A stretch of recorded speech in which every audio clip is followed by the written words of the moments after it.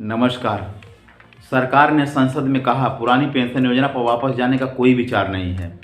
केंद्र सरकार की पुरानी पेंशन योजना ओपीएस में वापस जाने का कोई योजना नहीं है। अब तक 5 राज्यों ने ओपीएस को चुना है। यह बात केंद्र ने लोकसभा में कही है। इसने रेखांकित किया कि कानून के तहत पहले से कार्यक्रम में वापस जाने के लिए राज्यों द्वारा ग्राहकों के पिछले संचित योगदान का उपयोग नहीं किया जा सकता है। हिंदुस्तान टाइम्स के मुताबिक यह पहली बार है जब केंद्र ने आधिकारिक तौर पर पुरानी पेंशन योजना को वापस जाने से इनकार कर दिया है और यह भी स्पष्ट किया है कि क्या ग्राहकों के पिछले योगदान का उपयोग ओपीएस, जहां सेवानिवृत्ति लाभों की लागत पूरी तरह से राज्य सरकार द्वारा वहन की जाती है, को वापस लागू करने के लिए किया जा सकता है। वित्त राज्य मंत्री पंकज चौधरी ने सोमवार को एक लिखित जवाब में कहा, पेंशन फंड नियामक और विकास प्राधिकरण अधिनियम इस तरह के हस्तांतरण की अनुमति नहीं देता है।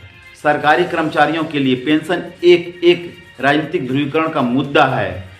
कई विपक्षी शासित राज्य ओपीएस को अपना रहे हैं, जो पेंशनरों को उनके द्वारा लिए गए आखिरी वेतन के 50% मासिक लाभ का पेशकश करती है। नई राष्ट्रीय पेंशन योजना एनपीएस का एक बाजार से जुड़ी पेंशन योजना है। पिछले 2 वर्षों में राजस्थान, छत्तीसगढ़, झारखंड, पंजाब और हिमाचल प्रदेश की राज्य सरकारों ने चुनावी वादों के बाद केंद्र सरकार और पेंशन फंड नियामक तथा विकास प्राधिकरण को सूचित करते हुए राज्यों के पेरोल वाले कर्मचारियों के लिए ओपीएस में वापस जाने का फैसला किया है। मंत्री ने अपने लिखित उत्तर में कहा, केंद्र सरकार ने कर्मचारियों के संबंध में ओपीएस बहाली के लिए ऐसे किसी भी प्रस्ताव पर सरकार विचार नहीं कर रही है। उन्होंने आगे कहा, सरकारी कर्मचारियों के संबंध में राष्ट्रीय पेंशन प्रणाली एनपीएस के तहत पेंशन के मुद्दे पर गौर करने के लिए वित्त सचिव की अध्यक्षता में एक समिति का गठन किया गया है,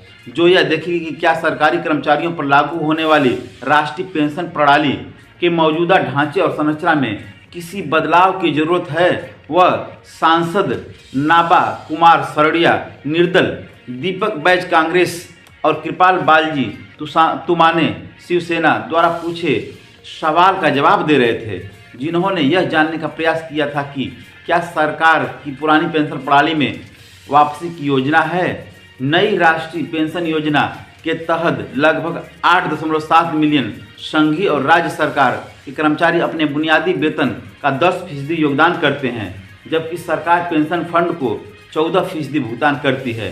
अंतिम भुगतान उस फंड पर प्राप्त हुए रिटर्न पर निर्भर करता है, जो कि ज़्यादातर सरकारी ऋण उपकरणों में निवेश किया जाता है। बता दें कि सत्तारूढ़ भारतीय जनता पार्टी के नेतृत्व वाली केंद्र सरकार ने वर्तमान पेंशन प्रणाली की समीक्षा करने के लिए इस साल अप्रैल में वित्त सचिव टीबी सोमनाथन के नेतृत्व में एक समिति की स्थापना की थी।